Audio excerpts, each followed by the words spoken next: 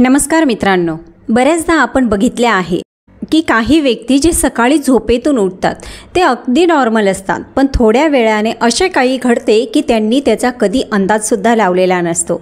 त्या व्यक्ती अतिशय नॉर्मल असतात, त्यांना कुठलाही आजार नसतो किंवा कुठलेही असे लक्षणे नसतात किंवा कुठलीही अशी गोष्ट नसते की ते दाखवून देईन की त्यांना पुढच्या क्षणात काहीतरी होणार आहे।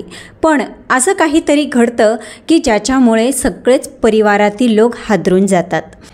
लाखो लोक असे असतात जे सकाळी उठतात, जे नॉर्मलरीते उठतात, पण अचानक त्यांना हृदयविकाराचा झटका येत असतो। तर आपण आजच्या व्हिडिओमध्ये तेच बघणार आहोत की सकाळी सकाळी कोणत्या चुका केल्यानंतर आपल्याला हे प्रॉब्लेम्स येऊ शकतात। चला तर मित्रांनो, व्हिडिओला सुरुवात करूया। चॅनलवर नवीन असाल तर व्हिडिओला लाईक करा, चॅनलला सबस्क्राईब करा, तसेच बेल आयकॉनसुद्धा प्रेस करा। दिवसाच्या काही मिनिटातच किंवा दिवसाच्या काही क्षणातच जेव्हा आपण उठतो त्यावेळेस आपल्याला असं वाटतं, आपल्या कृतीतून आपल्याला जाणवतं की आजचा दिवस आपल्याला ऊर्जेमय जाईल किंवा वेळेनुसार आपण दुर्बल होत जाऊ। आणि सर्वात महत्त्वाचं म्हणजे तुम्हाला त्या चुका सोप्या आणि व्यावहारिक पद्धतीने कशा टाळता येतील तेही आज आपण आजच्या व्हिडिओमध्ये जाणून घेणार आहोत, जेणेकरून तुम्ही तुमच्या आयुष्याच्या प्रत्येक टप्प्यावर अधिक ऊर्जा, समतोल, स्वातंत्र्य आणि मानसिक स्पष्टतेचा अनुभव घेऊ शकाल। सकाळी जेव्हा तुम्ही जागे होता, डोळे उघडता आणि काही विचार न करता झोपेतून तुम्ही सरळ उठून बसता, जगभरातील लाखो लोकांची ही नेहमीची सकाळची कृती असते आणि बहुतेकदा कधी विचारही केलेला नसतो की यामध्ये किती धोका असतो। पण जी कृती सामान्य वाटते ती प्रत्यक्षात पडण्याचा, फ्रॅक्चर होण्याचा, रुग्णालयात भरती होण्याचा किंवा अगदी गंभीर हृदयविकाराचा पहिला टप्पा ठरू शकते। विशेषतः 60 वर्षानंतर जेव्हा रक्ताभिसरणाची प्रणाली इतक्या लवकर प्रतिसाद देत नाही, तेव्हा झटकन उठणं एक शांत धोका ठरू शकतो। आणि दुर्दैवाने अनेकांना याचा अंदाज तेव्हा येतो जेव्हा खूप उशीर झालेला असतो। रात्रभर शरीर तासनतास विश्रांतीच्या स्थितीत असतं, रक्ताचा प्रवाह मंदावलेला असतो, रक्तदाब स्वाभाविकरित्या कमी झालेला असतो आणि स्नायू पूर्णतः सैलावलेले असतात। अशा अवस्थेत जर तुम्ही अचानक उठलात तर रक्तदाबात अचानक घट होते। या अचानक घसरणीमुळे मेंदूपर्यंत पोचणारं रक्त थांबवतात, ज्यामुळे चक्कर येणं, धुसर दिसणं, पायांमध्ये अशक्तपणा जाणवणं किंवा अगदीच बेशुद्ध होणंसुद्धा। काही वृद्ध व्यक्ती आपण असे बघतो ते अगदी निरोगी असतात, झोपेतून उठताच लगेचच त्यांच्या खोलीत कोसळतात, कारण ते शरीराला पुन्हा सांभाळण्याचा वेळच देत नाही।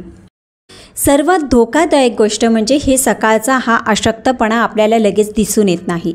कधी ती फक्त थोडं धुसर दिसणं, थोडं असंतुलित वाटणं किंवा सौम्य श्वासोच्छवासाची अडचण इतकीच असते आणि म्हणूनच ती दुर्लक्षित केली जाते, जोपर्यंत एखादी गंभीर घटना घडत नाही। आता आपल्याला सकाळच्या वेळेस पडणं हे ज्येष्ठ नागरिकांमध्ये गंभीर फ्रॅक्चर आणि रुग्णालयात दाखल होण्याचं एक प्रमुख कारणही असू शकतं। आणि सर्वात दुःखद गोष्ट म्हणजे यापैकी अनेक समस्या केवळ दिवसाच्या पहिल्या काही मिनिटातील सावधगिरीच्या कृतीने आपल्याला टाळता येतात। जागरण ही एक पवित्र क्रिया मानली जाते। तुम्ही ज्या पद्धतीने जागरण करता तीच तुमच्या संपूर्ण दिवसाची नव्हे तर तुमच्या संपूर्ण आयुष्याच्या प्रवासाची दिशा ठरते। त्यांच्यासाठी शरीरातील रक्ताभिसरण आणि जीवनक्रियेच्या नैसर्गिक प्रवाहाचा सन्मान राखते। शरीराला सावकाश टप्प्याटप्प्याने क्रियाशील करणं आवश्यक असतं। झोपेत असतानाच आपल्या बोटांना थोडं हलवणं, खोल श्वास घेणं, अंग हलकंसं ताणणं हे साधे पण प्रभावी सराव आहेत। हे शेकडो वर्षापासून चालत आलेलं आहे आणि हे दीर्घायुष्य, मानसिक स्पष्टता आणि शरीर संपन्नतेचं रहस्य असतं। आज आधुनिक विज्ञानसुद्धा याची पुष्टी करतं आहे। अशी हळूवार सुरुवात पडणं हृदयविकार आणि इतर सकाळच्या अपघातांचे प्रमाण मोठ्या प्रमाणात कमी करू शकतं। मग तुम्ही नेमकं काय करायला हवं? जेव्हा तुम्ही डोळे उघडता तेव्हा लगेचच उठू नका। 2 ते 3 वेळा खोल श्वास घ्या, हातापायाच्या बोटांना सौम्य हलवा, तुमच्या टाचांना आणि मनगटांनाही थोडंसं फिरवा। मग हळूहळू एका बाजूला वळा आणि अंथरुणाच्या कडेला बसा, पाय जमिनीला स्पर्श करू द्या आणि किमान 20 ते 30 सेकंद तिथेच बसून राहा। त्यावेळी पाय आणि खांदे सौम्य हलवा। जेव्हा तुम्हाला स्थिर वाटू लागेल तेव्हा हळूहळू आणि संपूर्ण जाणीवेनं उभे राहा. ही साधीशी सकाळची दिनक्रिया, ज्यासाठी 2 मिनिटापेक्षाही कमी वेळ लागतो, तुम्हाला गंभीर दुखापतीपासून आणि पडण्यापासून वाचवू शकतात. हा फरक आहे दिवस सुरळीतपणे सुरू करण्याच्या आणि नशिबावर सर्व सोपवण्यामधला. रात्री झोपत असताना शरीर पूर्ण विश्रांतीत असतं असं वाटतं, पण प्रत्यक्षात शरीराचे अनेक अवयव कार्य करत असतात. हृदयाची धडधड, श्वास घेणं, पेशींचं पुनरुत्पादन हे सगळं चालूच असतं. या सर्व प्रक्रियांमध्ये पाण्याचा वापर होत असतो. त्यामुळे सकाळी जागे होताना शरीर सौम्य निर्जलीकरणाच्या स्थितीत असतं. पण दुर्दैवाने अनेक वृद्ध व्यक्ती ही बाब गांभीर्याने घेत नाही. सकाळी पाणी न पिता दिवसाची सुरुवात करतात, ज्यामुळे हळूहळू एक समस्या दिसायला लागते. रक्तदाट होणं, रक्ताभिसरण मंदावणं, रक्तदाब अस्थिर होणं आणि हळूहळू हृदयविकार होणं किंवा अचानक पडण्याचा धोका येणं.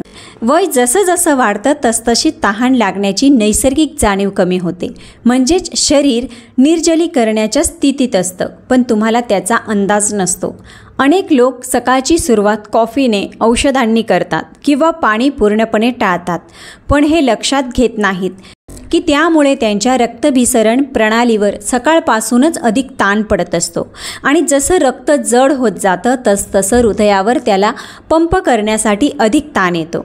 ही प्रक्रिया आधीच वयानुसार मंद झालेली असते. हा एक शांत पण शरीरशक्ती संपवणारा चक्रव्यूह असू शकतो. आपण एका 76 वर्षीय शालिनीताई यांचा अनुभव घेऊया. त्या स्वतःला नेहमी निरोगी समजत असत. त्या नेहमी चालायला जात, घर व्यवस्थित ठेवत आणि सक्रिय जीवन जगत होत्या. पण काही काळानंतर त्यांना डोकेदुखी, थकवा आणि सकाळी उठल्यानंतर सौम्य चक्कर यायला लागली. त्यांना वाटायचं हे वयानुसार होत आहे. पण एक दिवस त्या अचानक स्वयंपाकघरात बेशुद्ध पडल्या. हॉस्पिटलमध्ये झालेलं निदान अतिशय धक्कादायी होतं. त्यांना निर्जलीकरण आणि रक्तदाब झाला होता.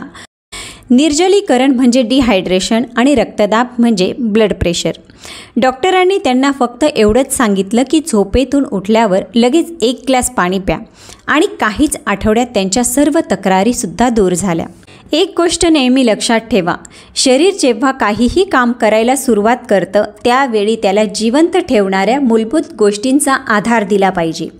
त्यांच्यासाठी पाणी म्हणजे दिवसाचं पहिलं पोषण, एक द्रव प्राणशक्ती जी शरीर शुद्ध करते आणि हालचालींसाठी सज्ज असते. म्हणूनच सकाळी उठल्यावर पाणी पिणं ही केवळ एक जैविक गरज नसून शरीररूपी मंदिराबद्दलचा आदर दर्शवणारी एक सुंदर कृती आहे. हे वांशिक ज्ञान आता आधुनिक विज्ञानाने सुद्धा सिद्ध केलेलं आहे. जागे होताच पाणी पिल्याने रक्ताभिसरण सुधारतं, रक्तदाब स्थिर राहतो आणि तुमची मानसिक स्पष्टता वाढते. मग तुम्ही काय करायला हवं? ते सकाळी उठल्यावर कॉफी, बातम्या किंवा सोशल मीडियाकडे वळण्याआधी सर्वप्रथम पाणी प्या, जे सहज मिळेल अशा जागी 1 ग्लास पाणी ठेवून द्या. सुरुवातीला अवघड वाटल्यास थोडं थोडं पाणी पिणं सुरू करा आणि हवं असल्यास पचन संस्थेला नैसर्गिकपणे उत्तेजन मिळण्यासाठी त्या पाण्यात लिंबाचा थोडा रस मिसळा.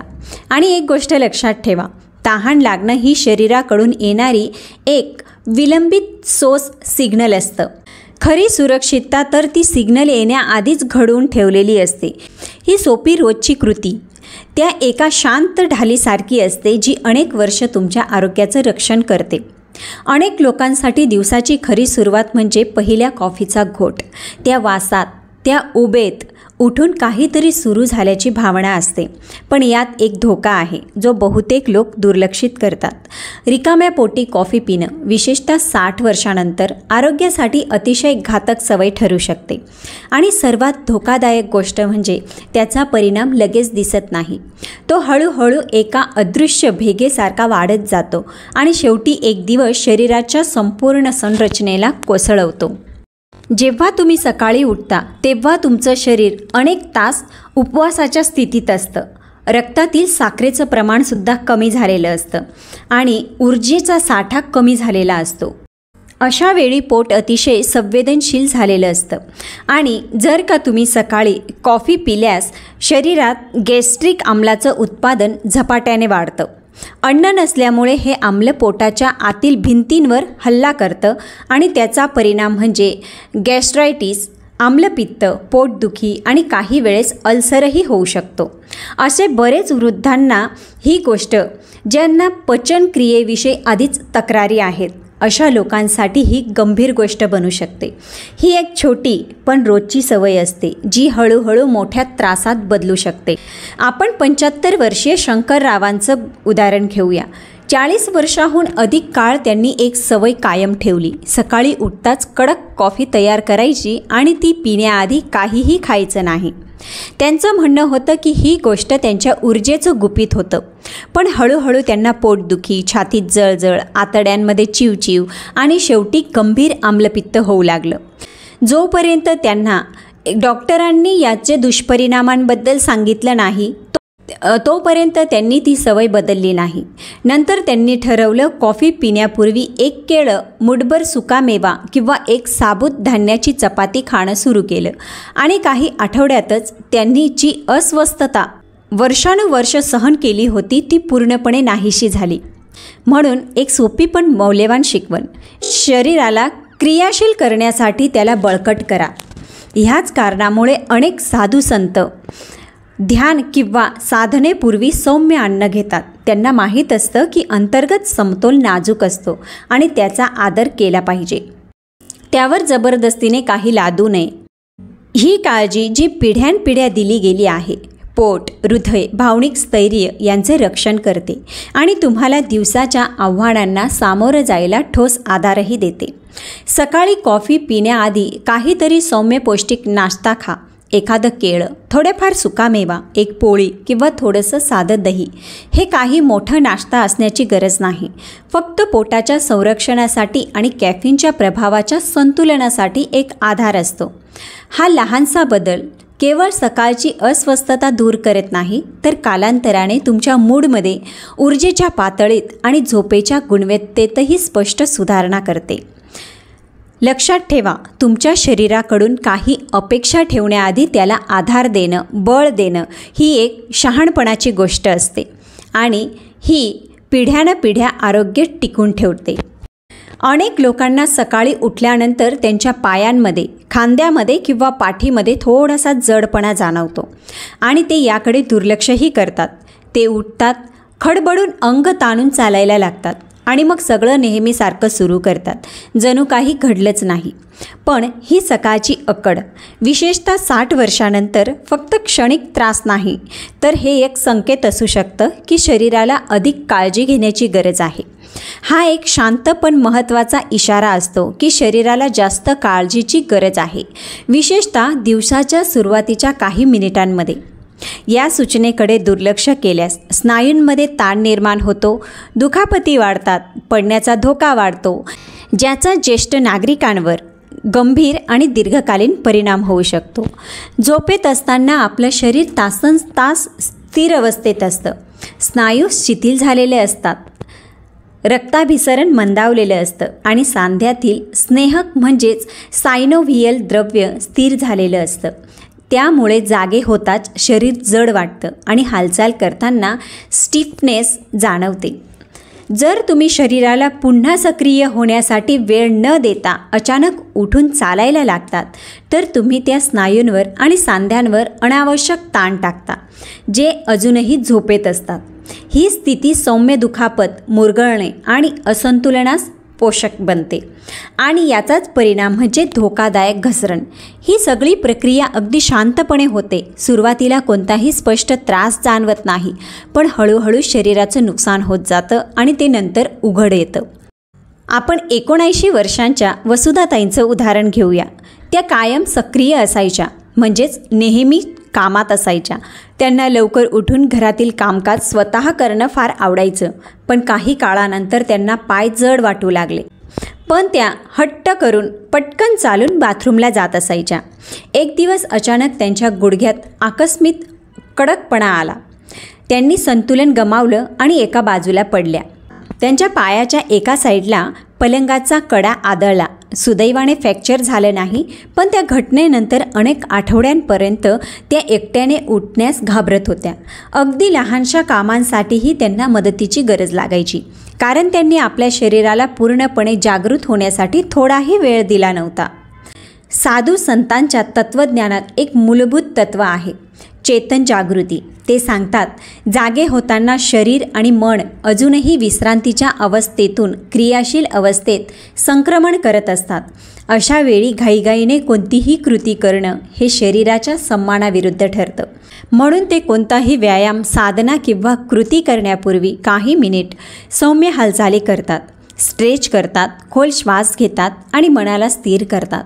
या छोट्या कृती केवळ शारीरिक आरोग्य नव्हे, तर पूर्ण दिवसभरासाठी मानसिक ऊर्जा आणि भावनिक स्थिरता प्रदान करतात. मग यासाठी तुम्ही काय करू शकता? जेव्हा तुम्ही जागे होता तेव्हा शरीराला जुळवून घेण्यासाठी थोडा वेळ द्या. अजूनही अंथरुणात असतानाच हातपायाच्या बोटांना हालचाल करा, टाचांना फिरवा, हात वरच्या दिशेने ताणा, मग पलंगाच्या कडेला बसा, पाठ सावधगिरीने ताणा. या लहान लहान क्रिया शरीरात रक्ताभिसरण सुधारतात आणि शरीर यंत्रणेला दिवसाच्या कामकाजासाठी सज्ज करतात. आपल्याला ह्या क्रियेसाठी फक्त 2 ते 3 मिनिटं लागतात, पण त्या 2-3 मिनिटांनी तुमच्या संतुलनात आणि आयुष्याच्या गुणवत्तेत वर्षानुवर्षाची वाढ होऊ शकते. हे तुमचं शरीर आहे, त्याचा थोडासा सन्मान करा आणि त्या बदल्यात ते तुम्हाला दीर्घकाळ टिकणारी ऊर्जा, संतुलन आणि स्थिरता देतं. आता आपण सर्वात गंभीर चुकांपैकी एका चुकीकडे वळणार आहोत. ती शांतपणे तुमचं बळ, तुमचा आत्मविश्वास आणि तुमचं समतोल हरवत राहते. अनेक लोकांना यांचा अजिबात अंदाज नसतो, कारण ती सवय इतकी अंगीकारली गेलेली असते की ती दिसतसुद्धा नाही. पण हीच सवय पुढे पडणं, हालचालीतील मर्यादा आणि शारीरिक अशक्तपणाचं मुख्य कारण ठरते.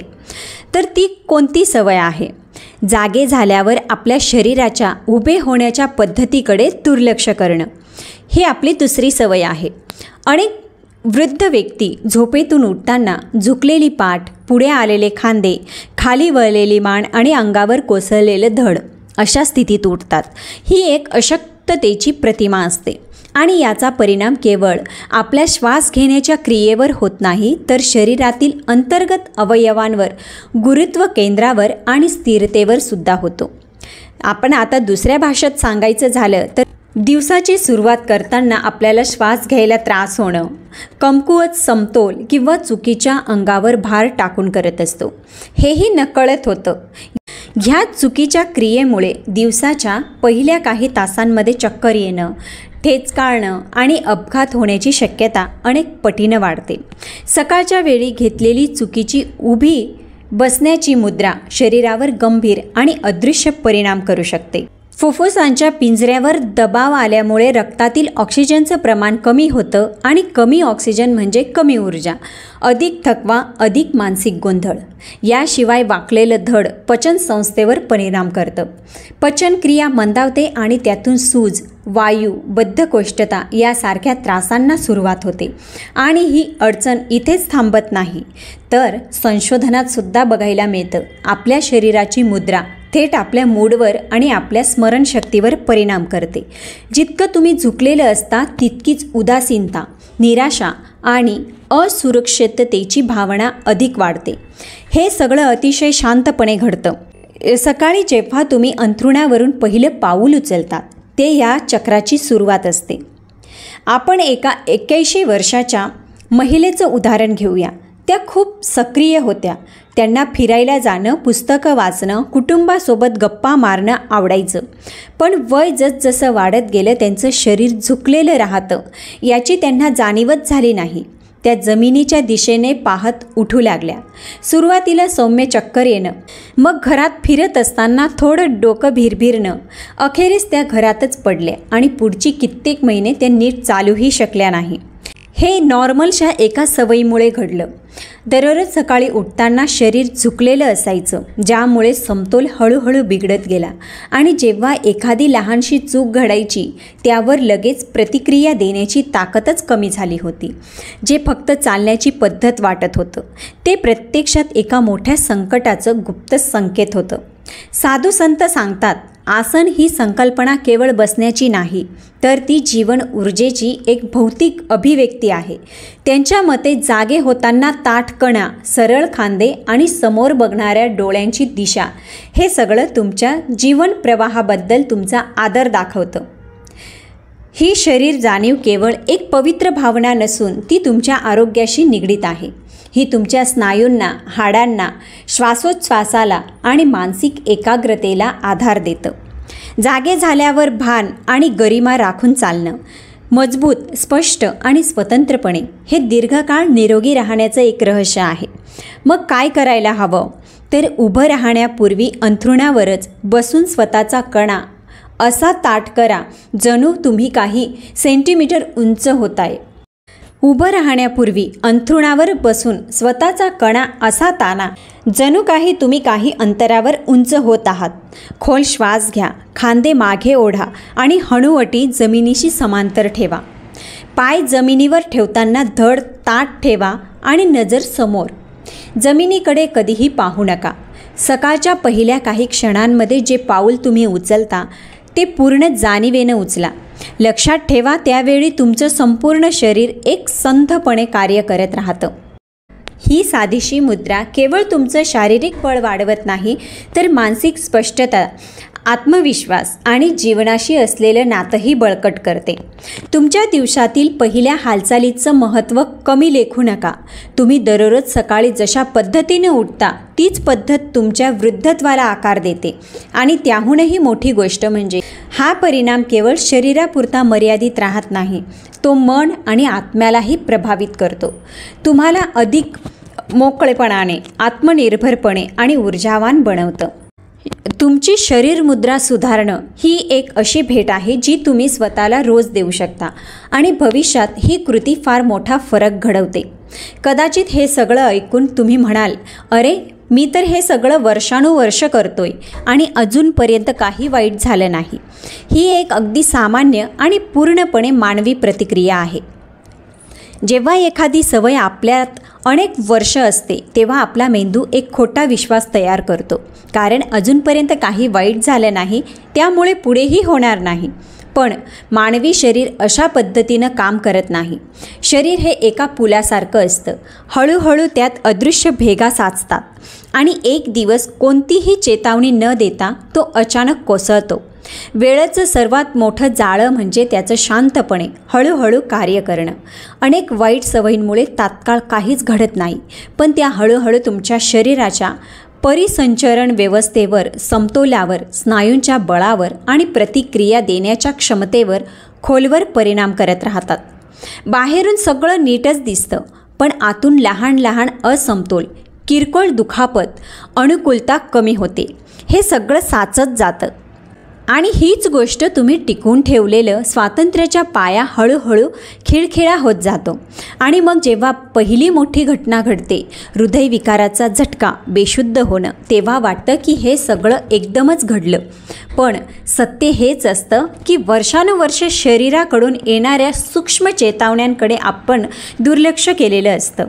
एक फार सुंदर आणि विचारप्रवर्तक वाक्य आहे, तुम्ही आज जे करता ते शांतपणे तुमचं उद्याचं निर्माण किंवा विनाश करतं. काळजीपूर्वक केलेल्या लहान लहान कृती शरीराबद्दल व्यक्त केलेले आदराचे इशारे आहेत. हे सर्व दररोज पेरलं जाणारं एक अदृश्य बीज आहे. आणि जसं एका झाडाला वाढण्यासाठी किंवा सडण्यासाठी वर्ष लागतात, तसंच शरीरही आपल्या निवडीनुसार साठवत राहतं. याचा परिणाम मोठा होत असतो. म्हणून जेव्हा आपण सकाळच्या सवयींविषयी बोलतो तेव्हा आपण केवळ साध्या कृतींबद्दल नाही, तर तुमच्या भविष्याच्या स्वातंत्र्याबद्दल बोलतो. आजपर्यंत तुम्ही अंथरुणातून उठताना घाई केली असेल, पाणी पिण्यास दुर्लक्ष केलं असेल, रिकामा पोटी कॉफी किंवा चहा प्यायला असाल किंवा फार लवकर चालायला सुरुवात केली असेल, तर यात दोष नाही. कारण जेव्हा तुम्ही योग्य गोष्टी करायला सुरुवात करता तेव्हा शरीरात पुनर्जन्म घेण्याची विलक्षण क्षमता असते. आज तुम्ही केलेले छोटे छोटे बदल त्या शांत प्रक्रियांना अडवू शकतात, ज्या जर थांबवल्या नाहीत तर उद्याला त्या त्रासदायक ठरतील. ही अगदी हळूवार होणारी प्रक्रिया आहे. सुरुवातीला फारसं काही जाणवत नाही, पण काही आठवड्यांनी तेच बदल तुम्हाला एखाद्या वेगळ्याच किनाऱ्यावर घेऊन जातात. म्हणून हे माझ्याबरोबर होणार नाही असं म्हणण्याआधी स्वतःला विचारा, मी आजपासून कोणत्या प्रकारचं भविष्य घडवू इच्छितो. कारण वय काहीही असो, 60, 70, 80 काहीच फरक पडत नाही. जोपर्यंत जीवन आहे तोपर्यंत पद्धती बदलण्याची आणि नव्यानं सुरुवात करण्याची वेळही आहे. आज तुम्ही जी प्रत्येक लहानशी काळजी घेता ती तुमच्या स्वातंत्र्यात, बळात आणि आनंदात एक शांत गुंतवणूक ठरते. येणाऱ्या कित्येक वर्षांसाठी तुमच्या रोजच्या लहान कृती तुमचं भविष्य कसं घडवतात, तुम्हाला दीर्घायुष्य, शारीरिक ऊर्जा आणि स्वातंत्र्याच्या मार्गावर कसं घेऊन जातात. आता तुम्हाला समजलंय की ज्या गोष्टी लहान वाटतात, हळूहळू उठणं, जागे होताच पाणी पिणं, कॉफी किंवा चहापूर्वी थोडंसं अन्न घेणं, आपल्या मुद्रा आणि शरीराच्या हालचालींकडे लक्ष देणं, त्या खरं तर सगळ्यात मोठ्या गोष्टी आहेत. आणि मित्रांनो, विश्वास ठेवा, कोणताही माणूस हे महत्त्व तेव्हा समजून घेत नाही जोपर्यंत ते हरवलेलं नसतं. पण तुम्हाला त्या क्षणाची वाट पाहायची गरज नाही. तुमच्याकडे अजूनही तुमची गोष्ट बदलण्याची ताकद आहे. प्रत्येक सकाळी तुमच्यासाठी एक नवीन संधी आहे. तुमच्या शरीरात नव्याने जीवनशक्ती, समतोल आणि सुरक्षिततेचं बी पेरण्याची. आणि जितक्या अधिक तुम्ही या छोट्या क्षणांचा आदर कराल, तितकं अधिक तुमचं शरीर तुम्हाला ऊर्जावान, हलकेपणा आणि साक्षर उपस्थितीही प्रतिसाद करेल. वय वाढणं म्हणजे ज्ञान, मौनातील सामर्थ्य आणि अंतर्गत शांती. आपण आज व्हिडिओमध्ये जे काही बघितलं त्याचं जर का तुमच्या अंतःकरणाला स्पर्श केला असेल तर समजून घ्या, हे काही योगायोग नव्हतं. ब्रह्मांड नेहमी आपल्याला मार्गावर काही ना काही संकेत ठेवत असतं. फक्त आपल्याला त्यांना ओळखण्यासाठी आणि स्वीकारण्यासाठी सजग राहणं गरजेचं आहे.